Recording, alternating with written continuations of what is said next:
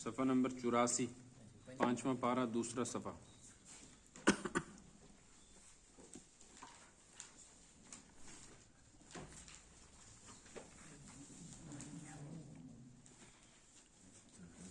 اعوذ باللہ من الشیطان الرجیم، بسم اللہ الرحمن الرحیم۔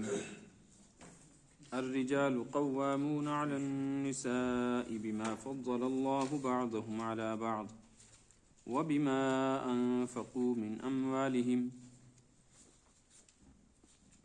فالصالحات قانتات حافظات للغيب بما حفظ الله، واللاتي تخافون نشوزهن فعظوهن واهجروهن في المضاجع واضربوهن، فإن أطعنكم فلا تبغوا عليهن سبيلا إن الله كان عليا كبيرا، وإن خفتم شقاق بينهما فابعثوا حكما من أهله وحكما من أهلها إن يريدا إصلاحا يوفق الله بينهما إن الله كان عليما خبيرا، صدق الله العلي العظيم وصدق رسوله النبي الكريم۔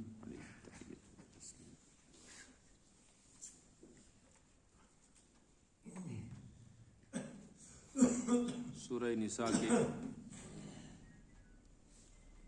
شروع میں یہ بات آئی تھی کہ اس صورت میں زیادہ تر احکام اور مسائل معاشرت کے بیان کیے گئے۔ ابتدائی حصے میں رہن سہن، مرد عورت کے آپس میں ایک دوسرے کے ساتھ تعلقات اور حقوق کا بیان کیا گیا۔ معاشرے کے کمزور طبقے، عورت اور اسی طرح بچوں اور یتیم بچوں کے سلسلے میں شریعت نے جو احکام اور ہدایات دی ہیں ان کا بیان، وراثت کے مسائل ہیں۔ آپ کے ذہن میں ہوگا، آپ صفحہ پلٹیں تو یاد آئے گا۔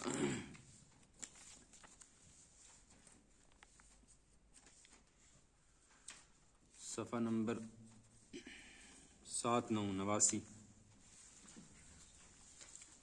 اسی صورت کا جہاں شروع تھا دوسرا صفحہ۔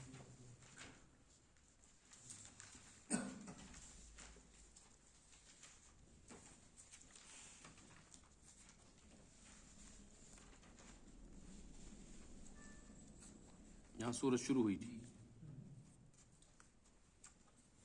یہاں یہ بات آئی تھی للرجال نصیب مما ترک الوالدان والاقربون وللنساء نصیب مما ترک الوالدان والاقربون۔ جیسے کسی کے وفات کے بعد اس کے وارثوں میں مرد شریک ہوتے ہیں، جائیداد کے حصے دار بنتے ہیں، ایسے ہی عورتیں بھی شریک ہوں گی۔ یہاں سے یہ بات تو سمجھ میں آ گئی تھی کہ شریعت نے حقوق عورت کے بھی رکھے ہیں، مرد کے بھی رکھے ہیں۔ ایک جگہ آپ نے پڑھا تھا کہ عورت کی کمائی اس کے لیے، مرد کی کمائی اس کے لیے، اور وہاں اس کمائی کا مطلب تھا دین کے اعتبار سے درجہ بندی۔ یہ تو مال کا ذکر تھا۔ جو آج کا ہم نے سبق پڑھا ہے، اس سے پہلے سبق میں، اس سے پہلے ہی پچھلے سبق کا اسی صفحے کا صفحہ نمبر 84 کی 7ویں سطر، 7ویں اور 8ویں، للنساء نصیب مما اکتسبن، اور اس سے پہلے للرجال نصیب مما اکتسبوا، صفحہ نمبر 84 سطر نمبر 7 نظر آ گئی؟ للرجال نصیب مما اکتسبوا، مردوں کی کمائی ان کے لیے ہے، وللنساء نصیب مما اکتسبن، عورتوں کی کمائی۔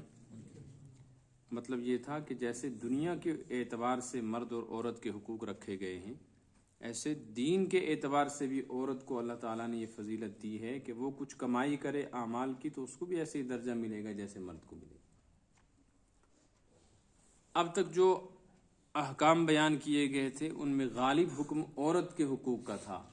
مہر دینا ہے، اس کو شوہر کی جائیداد میں سے حصہ ملے گا، اسی طریقے سے بھائی کا حصہ ملے گا، ماں باپ کا حصہ ملے گا، یہ تفصیل پیچھے آ چکی ہے۔ یہاں سے اب یہ مضمون شروع ہو رہا ہے کہ شریعت نے جیسے عورت کے حقوق تفصیل سے بیان کیے، ایسے ہی مرد کے بھی کچھ حقوق ہیں۔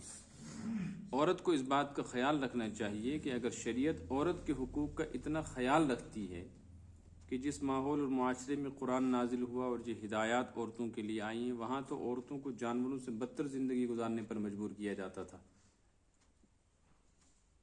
کہ جانور کا حال یہ ہے کہ اگر کوئی جانور مر جائے اور اس کے چھوٹے چھوٹے بچے رہ جائیں، ان کو کھلے آزادی کے ساتھ جنگل میں گھومنے پھرنے کا اور باقی جانوروں کے ساتھ زندگی گزارنے کا حق ہوتا ہے، لیکن عورتوں کے ایسے حقوق حاصل نہیں تھے۔ اسلام نے آ کر حقوق دیے، تب عورتیں بالکل ہی آزاد نہ ہو جائیں، وہ بھی یہ بات سمجھیں کہ کچھ حقوق مردوں کے ہیں، ان کی بھی رعایت کریں۔ وہ کیا ہے؟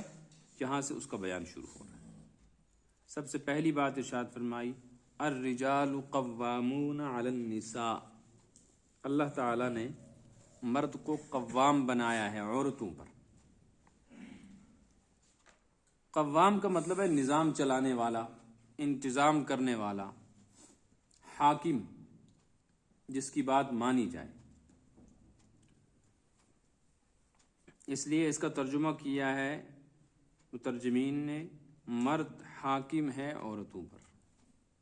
عورتیں آزاد نہیں ہیں، حقوق ملیں گے ان کو، لیکن یہ بات ان کو ماننی پڑے گی کہ حکم صرف مرد کا ہی چلے گا۔ مشورے میں تو عورتوں کو بھی لیا جائے گا، گھریلو مشورے میں ان سے مشورہ کریں گے، لیکن فیصل کون ہوگا؟ فیصلہ کون دے گا؟ مرد دے گا۔ تو یہ جو درجہ بندی شریعت نے کی ہے، اس کی وجہ سے عورتوں کو حسد نہیں کرنا چاہیے، ناراض نہیں ہونا چاہیے کہ شریعت نے مردوں کو کیوں اتنا بڑا درجہ دے دیا کہ وہ ہم پر حکم چلائیں گے، ہم کیوں نہیں چلائیں گے۔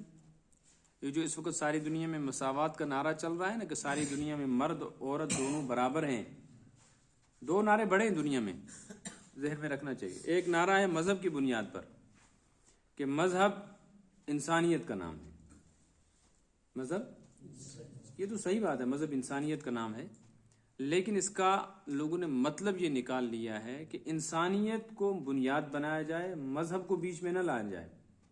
اس لیے کسی بھی جگہ کوئی بھی آدمی ہو تو مذہب کی اہمیت اتنی نہیں ہے جتنی انسان کی اہمیت ہے۔ شریعت بتلاتی ہے کہ نہیں، انسان تبھی بنے گا جب مذہب ہوگا، مذہب کے بغیر انسانیت کا تصور کیا ہی نہیں، وہ تو ایک خالی خولی جسم ہے، شکل ہے انسانی۔ تو ایک مذہبی مساوات کا نعرہ ہے، اور اسی نعرے کا ایک حصہ ہے ہندو، مسلم، سکھ، عیسائی آپس میں ہیں بھائی بھائی۔ انسانیت کے ناطے تو یہ نعرہ ٹھیک ہے، لیکن یہ کہنا کہ جس ملک کے اندر سب لوگ مختلف مذاہب کے رہتے ہوں وہاں مذہب چھوڑ دو، وہاں سب کے لیے ایک قانون ہونا چاہیے، یکساں سول کوڈ، ایک جیسا ہی عام قانون جس کو کہتے ہیں، وہ لاگو کیا جائے، جیسے اس ملک میں کیے جانے کی کوششیں چل رہی ہیں، بلکہ عملاً کیا جا رہا ہے۔ عقل بھی اس کو تسلیم نہیں کرتی، کیونکہ تفاوت اور فرق اللہ تبارک و تعالیٰ نے انسانوں میں مختلف اعتبار سے رکھا ہے۔ زبانوں کا فرق ہے، رنگ کا فرق ہے، نسل کا فرق ہے، قوم کا فرق ہے، ذات پات کا فرق ہے، علاقے کا فرق ہے، شہری اور دیہاتی کا فرق ہے، پڑھے لکھے اور ان پڑھ کا فرق ہے۔ لہٰذا یہ جو فرق ہیں، لاکھ کوشش کرو یہ فرق مٹ نہیں سکتے، اپنی اپنی جگہ ان کی حیثیت ہے۔ اسی طرح لاکھ نعرے لگاؤ، مذہب کو ختم نہیں کیا جا سکتا، مذہب کی بڑی زبردست حیثیت ہے۔ مذہب کے بغیر کوئی قانون ہی نہیں بن سکتا ہے جس قانون کے ذریعے سے سب کو انصاف ملے، اس لیے کہ انصاف تو مذہب ہی دلا رہا ہے۔ دوسرا نعرہ اس وقت ساری دنیا میں چل رہا ہے مرد عورت کی مساوات کا، کہ مرد اور عورت دونوں برابر ہیں، اس لیے کوئی کسی کی پابندی اور ڈیوٹی نہیں ہے کہ ایک دوسرے کی ماتحتی کرے، جیسا مرد حاکم ہے ایسے ہی عورت حاکم، جیسے وہ کمائے گا ایسے ہی یہ کمائے گا۔ اس نعرے کو بھی بہت پھیلایا گیا اور اس کا اثر یہ پڑا کہ مسلمان عورتیں بھی گھروں سے باہر نکل آئیں، اب پردہ نہیں، شرم و حیا نہیں، جو کام مرد کرتے تھے وہ کام عورتوں نے، مرد کرتے تھے خرید و فروخت، اب عورتوں نے شروع کر دی، مرد کرتے تھے لین دین اور لوگوں کے فیصلے، اب عورتوں نے شروع کر دی۔ مرد زور زور سے بات کیا کرتے تھے، چیختے چلاتے تھے، اب عورتیں کرتی ہیں۔ تو یہ مساوات کا مطلب لیا لوگوں نے، اور ساری دنیا میں بڑا پھیلایا گیا اس کو۔ اس کے باوجود لاکھ کوشش کر کے بھی عورت کو مرد کے برابر کھڑا کرنے کی جتنی چاہتیں تھیں، وہ عورت اور مرد کی نسوانی اور فطری جو کمزوریاں ہیں ان کو ختم نہیں کر سکے۔ عورت کے اندر جسمانی اعتبار سے اللہ نے کمزوری رکھی، عقل کے اعتبار سے نقص رکھا ہوا ہے، اسی طریقے سے اس کا دل کمزور ہے، یہ چیزیں وہ ختم نہیں کر سکے۔ شکل و صورت میں ایک فرق ہے کہ مرد کو داڑھی آتی ہے، عورت کو نہیں آتی، اس کو ختم نہیں کر سکے۔ مرد جتنا بوجھ اٹھا سکتا ہے، عورت نہیں اٹھا سکتی۔ تو قرآن نے یہ بات بیان کی ہے کہ حقوق دونوں کے برابر ہیں، لیکن ان میں فرق رہے گا۔ مرد کو دگنا ملے گا، عورت کو اکہرا ملے گا، ڈبل سنگل کا فرق رہے گا۔ اسی طرح عورت کی ذمہ داریاں الگ ہیں، مرد کی ذمہ داریاں۔ تو عورت کہیں یہ نہ سمجھے کہ مجھے باپ کے یہاں سے بھی حصہ ملنے لگ گیا، شوہر سے بھی مجھے مہر مل رہا ہے، اور شوہر کے مرنے کے بعد یہاں سے بھی جائیداد میں حصہ مل رہا ہے، تو بس اب میں جو چاہیں کروں۔ فرمایا نہیں، الرجال قوامون علی النساء۔ اب گھریلو زندگی کو کامیاب زندگی بنانے کے لیے دوسرا مرحلہ آ گیا ہے کہ عورت کو یہ بتایا جائے مرد کے کیا حقوق ہیں۔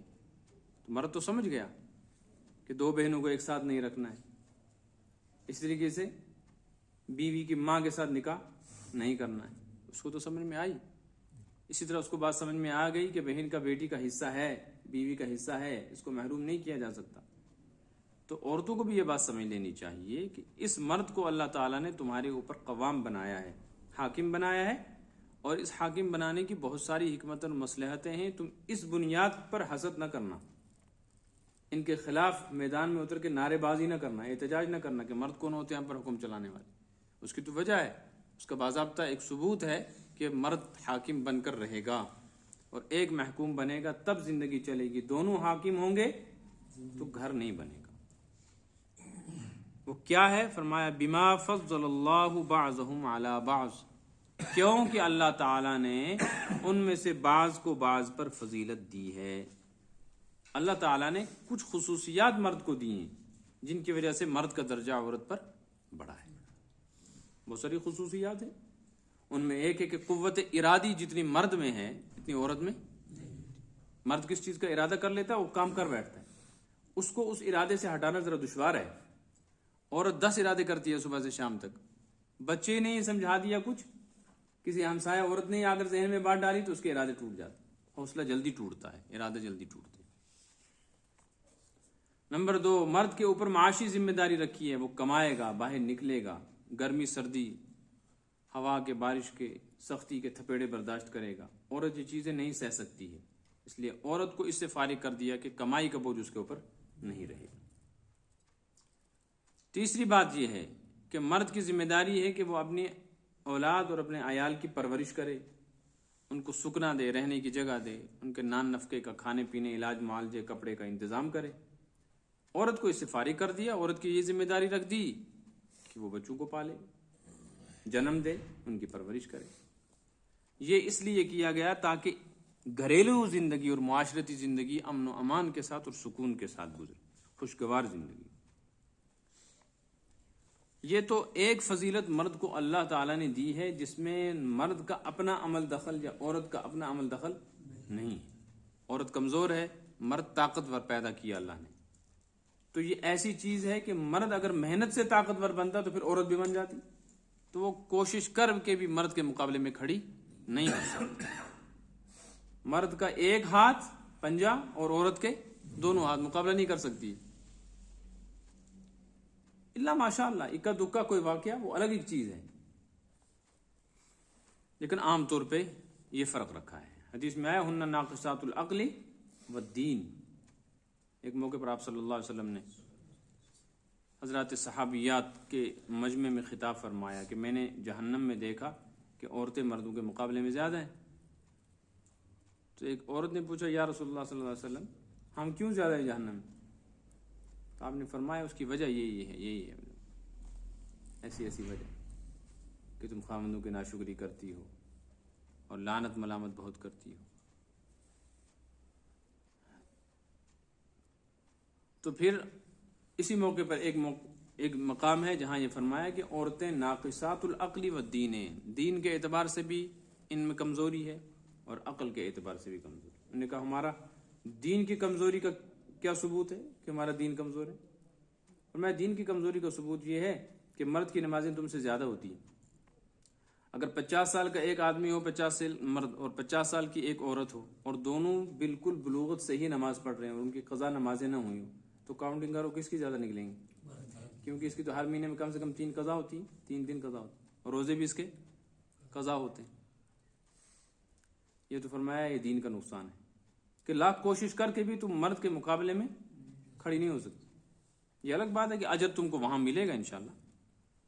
اور عقل کا نقصان یہ ہے کہ 2 عورتوں کی گواہی کو ایک مرد کی گواہی کے برابر قرار دیا، کہ 2 عورتوں کی عقل مل کے کسی ایک درمیانے درجے کے آدمی کی عقل کے برابر بنتی ہے، اور اس کی وجہ پیچھے آ گئی تھی کہ عورتیں بھولتی جلدی ہیں، جب 2 ہوں گی تو ایک اگر بھول جائے گی دوسری اس کو یاد کرائے گی۔ یہ تو وہبی نعمت ہے۔ وہبی نعمت کا مطلب ہے بغیر کسی محنت کے مرد کو اللہ نے یہ ایک نعمت دی ہے۔ دوسرا کیا؟ وَبِمَا أَنفَقُوا مِنْ أَمْوَالِهِمْ، دوسری خصوصیت مردوں کی یہ ہے کہ مرد عورتوں پر اپنا مال خرچ کرتا ہے، کماتا ہی ہے، خرچ کرتا ہے۔ تو خرچ کرنے والے کا ہاتھ اوپر ہے اور جس پر خرچ کیا جائے اس کا ہاتھ الید العلیٰ خیر من الید السفلیٰ، حدیث میں آیا ہے، اوپر والا ہاتھ نیچے والے ہاتھ سے، دینے والا ہاتھ لینے والے ہاتھ سے بہتر ہے۔ تو اس اعتبار سے بھی اللہ نے اس کو حاکم بنایا تمہارے اوپر کہ وہ جمع کرتا ہے، خرچ کرتا ہے تم پر، تم کو اس تکلیف سے فارغ کر دی۔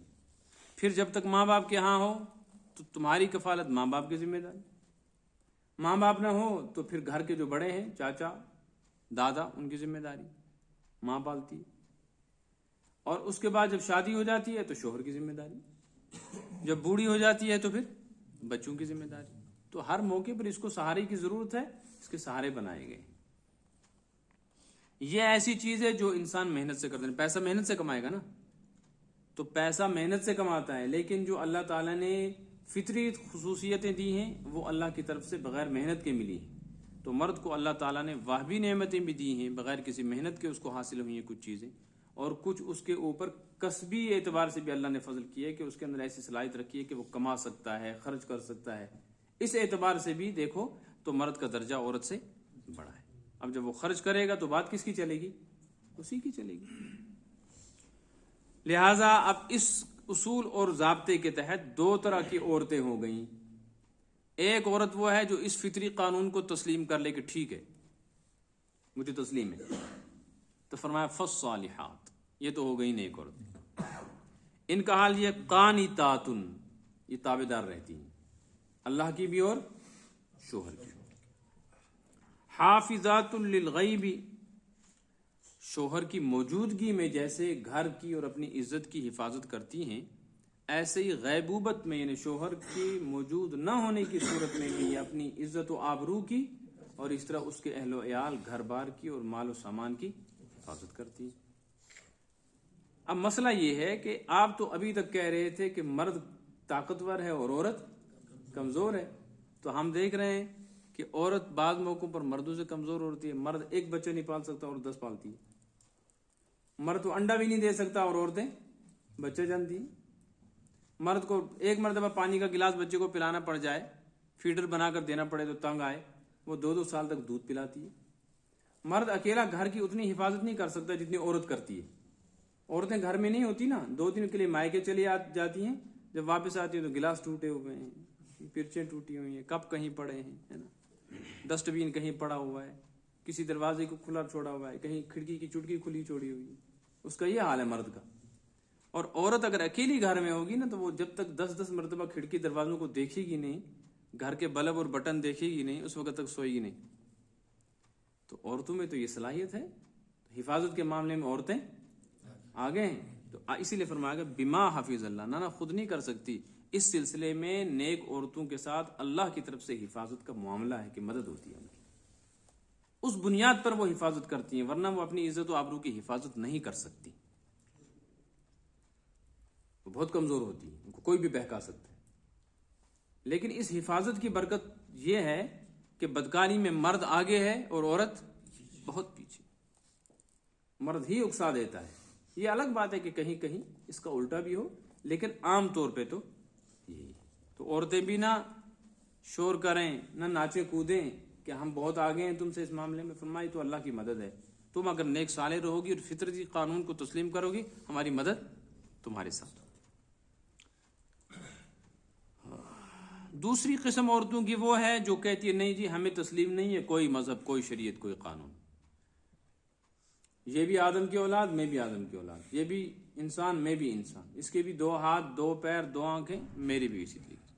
میں کیوں گھر میں ماتحت بن کر رہوں؟ میں کیوں اس کی اجازت کے بغیر باہر نہ نکلوں؟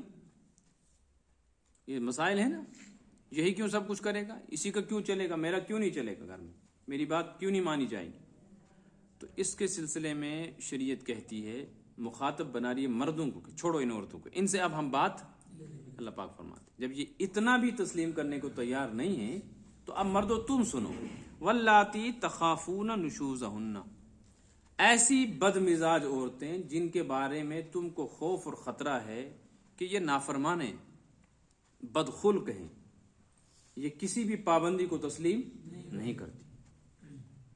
تو تم کو ہی چاہیے کہ اب ان کو سمجھاؤ.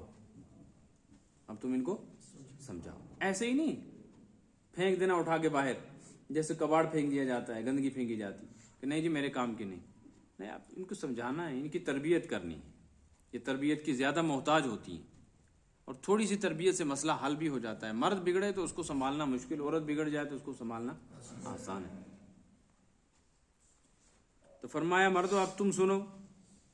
واللاتی تخافون نشوزہن، جن کے بارے میں تم کو خوف ہو نشوز کا. نشوز کہتے ہیں بات نہ ماننے کو، نافرمانی کو، بد مزاجی کو، بد خلقی کو، منہ لگنے کو، بحث مباحثہ کرنے کو.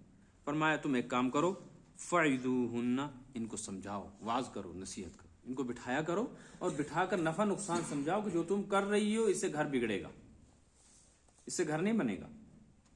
یہ تمہاری اور میری حدود ہیں، یہ تمہارے حقوق ہیں وہ میں ادا کر رہا ہوں، یہ میرے حقوق ہیں یہ تم کو تسلیم کرنے پر. میری اجازت کے بغیر گھر سے باہر نہیں جا سکتی ہے.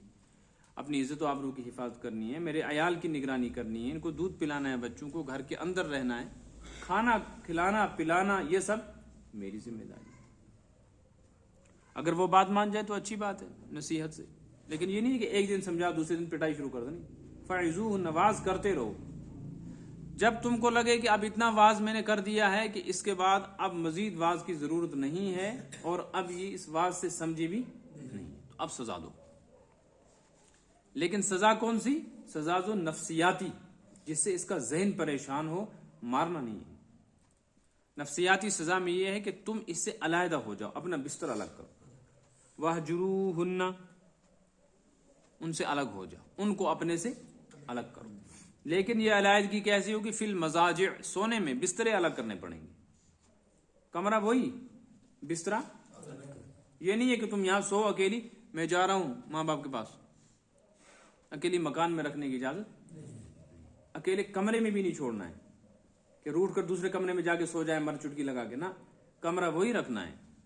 البتہ اس کو کہنا ہے تم اپنا بستر الگ کرو، میں تمہارے قریب نہیں آؤں گا، میرا بستر الگ رہے گا. جب تم یہ باتیں ماننے کو تیار نہیں ہو، خود گھر کو بگاڑ رہی ہو، تو پھر تم اس لائق نہیں ہو کہ میں تمہیں اپنے قریب رکھوں. مرد کی یہ دوری عورت کے اوپر اثر انداز ہوگی. اگر وہ تھوڑی بہت سمجھ رکھتی ہوگی تو وہ سمجھے گی کہ آج اس نے بستر الگ کیا ہے، کل ایسا نہ ہو یہ مجھ کو اپنے رشتے سے ہی الگ کر دے، تو بات مان جائے گی. کیا انداز ہے قرآن کے سمجھانے کا. لیکن کمرہ چھوڑ کے جانے کی اجازت نہیں ہے. حدیث میں ممانعت آئی ہے صاف طور پہ، اس سے واقعات آئے، اب وہ تفصیل نہیں ہے اور میرے ذہن میں بھی سارے واقعات ہیں نہیں، اس لیے کچھ الٹ پلٹ نکل جائے گا حدیث کے سلسلے میں. البتہ اتنا ہے کہ حدیث میں بہت سارے موقعوں پر پابند بنایا گیا ہے کہ صرف بسترے الگ کیے جا سکتے. کیونکہ اگر تم نے کمرہ چھوڑ دیا تو پھر تربیت نہیں ہوگی، الٹا نقصان ہو جائے گا. یہ اکیلی رہے گی کمرے میں تو پھر 2 صورتیں. اگر یہ ڈرپوک ہوگی تو چیخے چلائے گی، بچوں کو سونے نہیں دے گی، اور گھر میں دوسرے لوگوں تک بات پہنچے گی. ایسا بھی ہو سکتا ہے. باپ کہے گا بیٹا آج اس کمرے میں کیوں ہے، ماں پوچھے گی بہو اکیلی کیوں ہے. تو قرآن نہیں چاہتا ہے کہ میاں بیوی کے یہ اختلافات ساس سسر تک پہنچے، اس کو یہیں دباؤ، تنہائی میں بیٹھ کے رات کو اس کو سمجھاؤ، اور سمجھتی ہے ٹھیک نہیں تو پھر اس کو یہ سزا دو نفسی. دوسرا یہ کہ خدا نہ خواستہ یہ بد چلن عورت ہوئی تو اس کو تو فائدے ہی فائدے ہیں. یہ کھڑکی سے نکلے گی، کسی دوسرے کے گھر جائے گی، کسی دوسرے کو اپنے کمرے میں بلائے گی، اور اگر تم گھر ہی چھوڑ کے چلے جاتے ہو تو پھر تو اس کے مزے مزے. اس لیے شریعت نے منع کیا کہ نگرانی پوری کرنی ہے، رہنا وہیں ہے. یہ حدود بیان کی. اگر اس سے کچھ دنوں میں فرق پڑتا ہے، وہ سمجھتی ہے بات، معافی تلافی عہد و پیما کرتی ہے تو ٹھیک ہے. اگر وہ اس پر بھی بات ماننے کو تیار نہ ہو اور جو حرکت وہ کر رہی ہے اس سے باز نہ آئے، اور وہی لڑائی جھگڑے، بد مزاجی، بغیر پوچھے تاچھے گھر سے نکل جانا، شوہر کی بات نہ ماننا، اس کی نافرمانی کرنا، بحث و مباحثے کرنا، یہ جاری رہے، فرمایا اب جسمانی سزا دو. وَضْرِبُوهُنَّ، تیسرے درجے پہ ان کو مارو، ضرب مارنا. لیکن قرآن نے یہ نہیں بتلایا کیسے مارو. حدیث میں اس کی وضاحت آ گئی. نمبر 1 صاف ممانعت آ گئی، چہرے پہ بالکل نہیں مارنا ہے. چہرے پہ تو کسی انسان کو مارنے کی اجازت نہیں ہے. استاد اپنے شاگرد کو نہیں مار سکتا چہرے پہ، بڑا اپنے چھوٹے کو نہیں مار سکتا، اور اسی طریقے سے شوہر اپنی بیوی کو نہیں مار سکتا. بلکہ مجرم کو سزا میں پکڑے جانے کے بعد چہرے پر نہیں مارا جا سکتا. ایک روایت میں ہے کہ حق تعالی شانو نے ہر انسان کے چہرے پر اپنی محبت اور شفقت کا ہاتھ پھیر رکھا ہے. دوسرا یہ ہے کہ مختلف ڈپارٹمنٹ ہوتے ہیں نا، پھر ان ڈپارٹمنٹ میں جو ملازم ہوتے ہیں اگر ان کی ڈیوٹیاں دور دور ہوں تو پھر ان کو کوارٹرز ملتے ہیں. تو اگر کسی جگہ مختلف لوگوں کے کوارٹر ہوں، مثلا ڈاکٹروں کا کوارٹر، 2-4 کوارٹر کس کے ہیں؟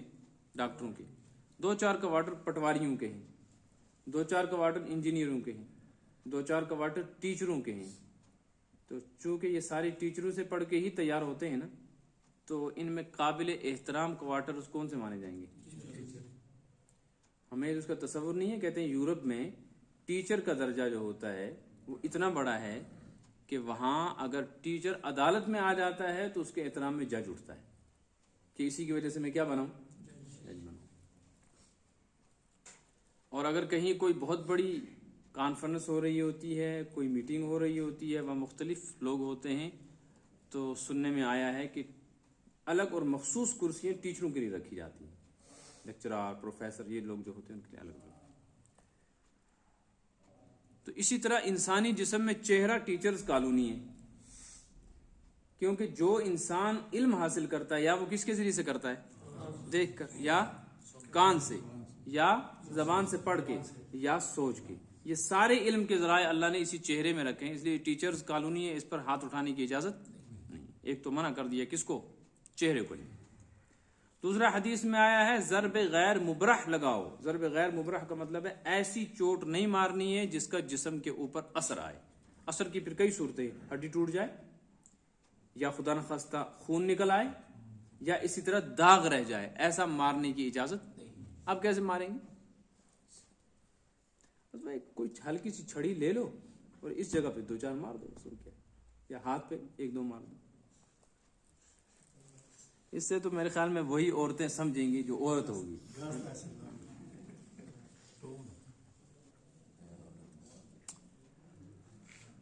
اصل مسئلہ یہ ہے کہ قرآن چاہتا ہے اصلاح. قرآن کیا چاہتا ہے؟ شریعت اصلاح چاہتا ہے. بس جہاں تک اصلاح ممکن ہے کرو، اس کے بعد چھوڑ دو، آگے پھر قدم نہ بڑھاؤ، پھر دوسرے ذرائع استعمال کرو.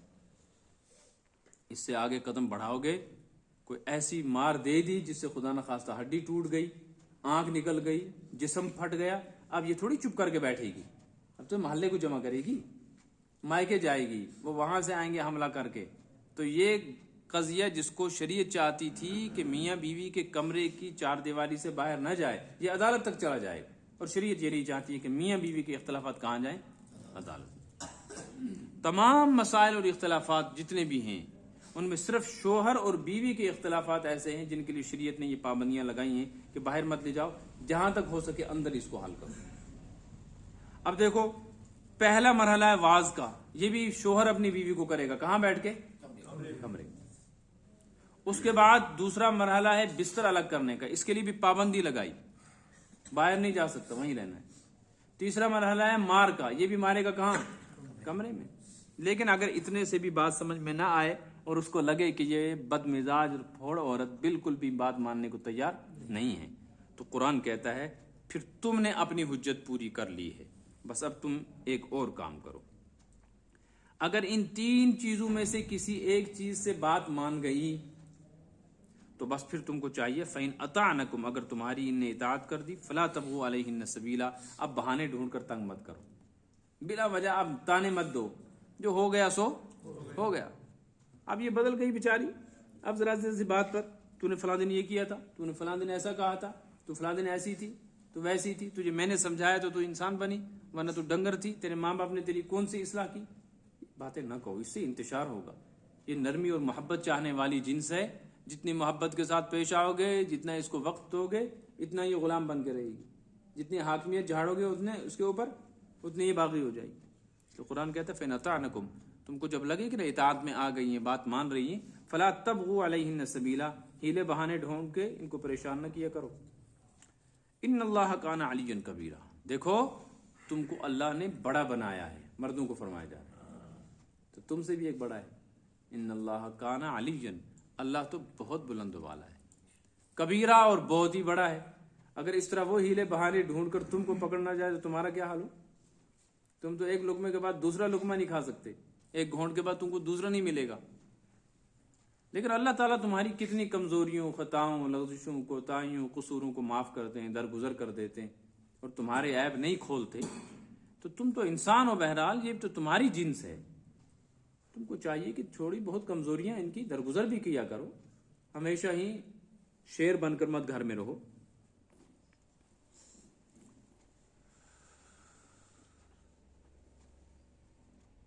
نہ شیر بن کے رہنا ہے نہ بلی بن کے رہنا ہے،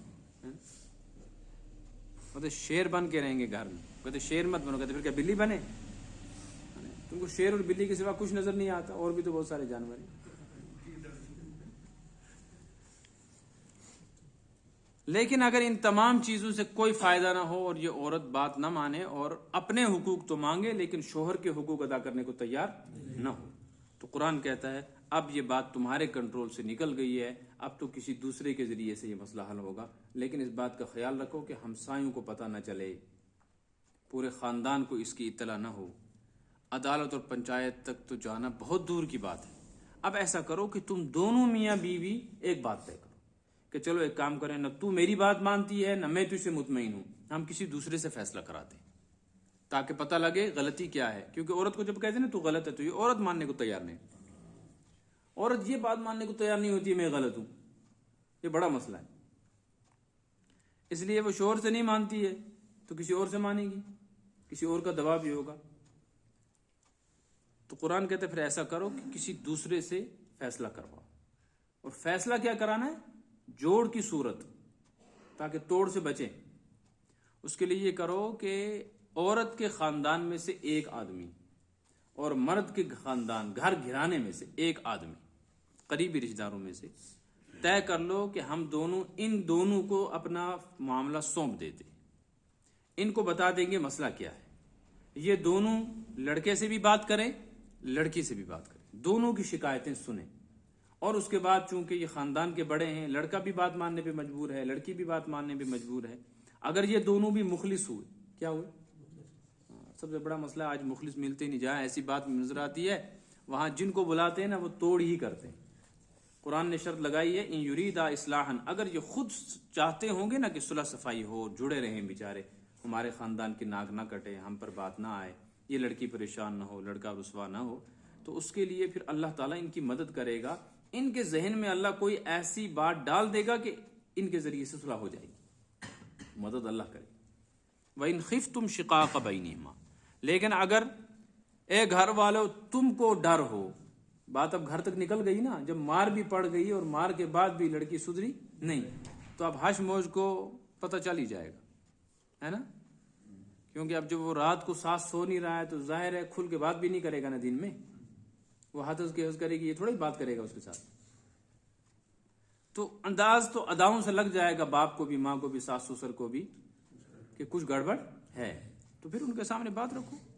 تو ان کو چاہیے کہ وہ فوراً لڑکی پر الزام نہ لگائے، یا لڑکی والوں کو پتہ لگ گیا تو وہ فوراً لڑکے پر الزام نہ لگائے۔ الزاموں سے کچھ نہیں ہوتا، تم نے رشتہ کر دیا ہے، نکاح ہو گیا ہے، مہر طے ہو گیا ہے، اولاد ہونے والی ہے یا اولاد ہو چکی ہے، شب باشی ان کی راتیں گزر چکی ہیں، تو قضیے کس چیز کے کرواتے؟ کوئی فالٹ ہے اس کو ختم کرو۔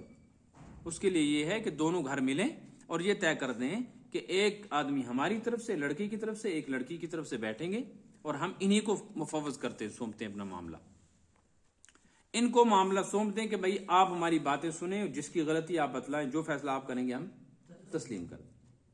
ان کے ہاتھ سے معاملہ نکل گیا۔ اب وہ قرآن کہتا ہے فَبْعَثُوا حَكَمًا مِّنْ أَهْلِهِ، لڑکے کے اہل میں سے، اس کے گھرانے میں سے ایک حکم اٹھاؤ، طے کرو، وَحَكَمًا مِّنْ أَهْلِهَا، اور عورت کے گھرانے میں سے ایک حکم۔ حکم کہا قرآن نے، حکم کا مطلب ہے حاکم، فیصلہ کرنے والا۔ تو فیصلہ کرنے والا جو ہوتا ہے اس میں کئی صلاحیتیں ہونی چاہیے۔ نمبر ایک، اس کے پاس کچھ نہ کچھ علم ہونا چاہیے، جاہل کیا فیصلہ کرے گا؟ کچھ نہ کچھ علم تو اس کے پاس۔ نمبر دو، فیصلہ کرنے والا غیر جانبدار ہونا چاہیے۔ اگر وہ کسی ایک کا جانبدار ہوگا وہ کیسے فیصلہ کرے گا؟ وہ تو پھر اسی کی سپورٹ کرے گا۔ وہ غیر جانبدار ہو کہ نہیں، جو صحیح ہوگا صحیح کہیں گے، جو غلط ہوگا، اس لیے تلاش کر کے آدمی لانا ہے ایسا کون ہے۔ نمبر تین، اس کے اندر قوت فیصلے کی موجود ہو، یہ نہیں ہے کہ بس سنے پر کہ میں آج بوجھ تو بہنے کی کہتے تھے، یہ نت سوت آدمی نہیں لگے گا۔ ہوشیار سا آدمی جو فیصلہ کر، جن کو کہہ سکے کہ تم نے ہمیں معاملہ سونپا ہے، ہم یہ فیصلہ کر رہے ہیں، چپ چاپ بیٹھو، آج کے بعد ایسی کوئی بات ہوگی تو تم دونوں کو ہم سزا دیں گے، ان کا ڈر بھی کچھ نہ کچھ ہو۔ چوتھی بات یہ ہے کہ یہ حکم کا لفظ بولا ہے، حاکم ہو، حاکم کی بات مانی جاتی ہے، لڑکا لڑکی مجبور ہوں ان کی بات ماننے پر، وہ خالی نہیں ہے بعد میں کہ اس کو ماننے کی، یہ نہیں چلتا۔ یہ ایسا آدمی لاؤ کہ جو زور زبردستی اپنا فیصلہ منوا بھی سکتا، مخلص بھی ہو۔ پھر اللہ پاک فرماتے ہیں وہ پھر بیٹھے، وہ لڑکی کی بات بھی سنیں، لڑکے کی شکایتیں بھی سنیں، اور پھر ان دونوں کو آپس میں ایک دوسرے سے جوڑ کر زندگی گزارنے کے لیے کوئی راہ تلاش کرے۔ ان یریدا اصلاحا، اگر یہ فیصلہ کرنے والے خود چاہتے ہوں گے کہ ان کی اصلاح ہو، اگر یہ خود مخلص ہوں گے، توڑ نہیں چاہتے ہوں گے، یوفق اللہ بینہما، اللہ ان کو کوئی بات سمجھائے گا جس سے فیصلہ ہوگا، اور ان کے فیصلے کے ذریعے سے اللہ اس مرد اور عورت کو آپس میں صلح کروا دے، موافقت پیدا کر دے گا ان دونوں کے درمیان۔ ان اللہ کان علیما خبیرا، اللہ بہت بڑے علم والے ہیں، وہی جانتے ہیں کہ یہ جو ترتیب بتائی گئی ہے اس کے اندر کیا کیا فائدے۔ خبیرہ، اور وہی خبر رکھتے ہیں کہ کیا صحیح ہے کیا غلط ہے۔ اس نے اپنے علم اور خبر کے تحت قانون بنایا ہے، جس علم اور خبر میں کبھی تخلف اور کبھی گڑبڑ نہیں ہوتی۔ کامل و مکمل علم ہے اللہ پاک کا، اس کی خبر مکمل ہے، اس لیے اس نے کسی کے حوالے نہیں کیے شریعت کے قانون، بلکہ خود اس بیان کیا ہے اس کا، تاکہ انسانی زندگی سکون کے ساتھ گزرے، معاشرے کے اندر تباہی بربادی اور فتنہ فساد نہ پھیلے۔ الرجال قوامون سے ترجمہ سنیں۔ الرجال قوامون علی النساء، مردوں کو اللہ تعالیٰ نے قوام بنایا ہے عورتوں پر۔ قوام کا ترجمہ سمجھ میں آ گیا نا، نظام چلانے والا، حاکم۔ بما فضل اللہ بعضهم علی بعض، ایک تو اس وجہ سے کہ اللہ نے ان میں سے بعض کو بعض پر، یعنی مرد کو عورت پر فضیلت دی۔ لیکن ایک بات ذہن میں رکھنی چاہیے کہ بعض مرتبہ ایسا ہوتا ہے کہ عورت محنت کر کے کچھ چیزوں میں مرد سے آگے نکل جاتی ہے، مثلا عورت کی عبادت مرد سے زیادہ ہو سکتی ہے، اس امت میں بہت ساری عورتیں۔ اسی طریقے سے کچھ عورتیں محنت کر کے علم میں مردوں سے آگے قابل بن سکتی ہیں، ایسا بھی ہو سکتا ہے۔ کچھ عورتیں ایسی ہو سکتی ہیں کہ ان کی رائے اور مشورہ مردوں سے زیادہ اہم ہو، اور کچھ عورتیں ایسی ہو سکتی ہیں جو گھر کا نظام مردوں سے زیادہ بہتر طریقے پہ چلا سکتی ہوں، یہ ممکن ہے، لیکن یہ اتفاقاً کہیں ایسا ہوتا ہے، سینکڑوں ہزاروں میں کوئی عورت ایسی ہوتی ہے، لیکن وہ جو فطری کمزوری عورت میں رکھی گئی ہے وہ ختم وہ نہیں ہوگی، وہ تو باقی۔ یہی وجہ ہے کہ اولیاء اللہ تو عورتیں بن گئیں، ولیہ تو بنی، لیکن کوئی عورت نبی اور رسول نہیں بن سکی، کیونکہ نبی اور رسول عورت اس وجہ سے نہیں بنی، اور بہت ساری مصلحتوں میں سے ایک وجہ یہ ہے کہ نبوت کے لیے جس قدر محنت کی ضرورت ہے اور جس نے استقلال کی ضرورت ہے، جماؤ کی، وہ مرد میں ہے، عورت میں نہیں۔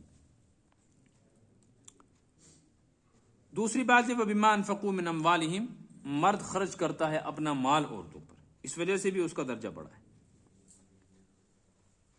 اس سے ایک بات معلوم ہوئی کہ مرد کو عورت پر خرچ کرنا چاہیے، کنجوسی نہیں کرنی، اپنی طاقت اور وسعت کے مطابق عورت کے ناز نخرے برداشت کر لینے چاہیے۔ سینڈل پینڈل مانگتی ہے تو اگر گنجائش ہو دینا چاہیے، بالکل کنجوس بن کے نہیں رہنا چاہیے،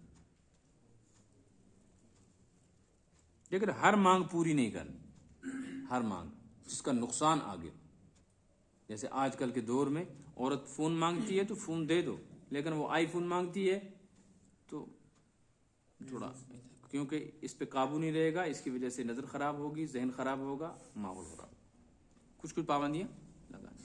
وہ کہتی ہے میرے ساتھ چلو گھومنے کے لیے، گلمرگ جانا ہے، فلان جگہ جانا ہے، تو شرائط کے ساتھ شوہر اپنی بیوی کو لے جا سکتا ہے، ساتھ جائے، اور جہاں وہاں بے حیائی کی جو جگہ ہیں ان سے تھوڑا دور رہے، گھما کے لے آئے۔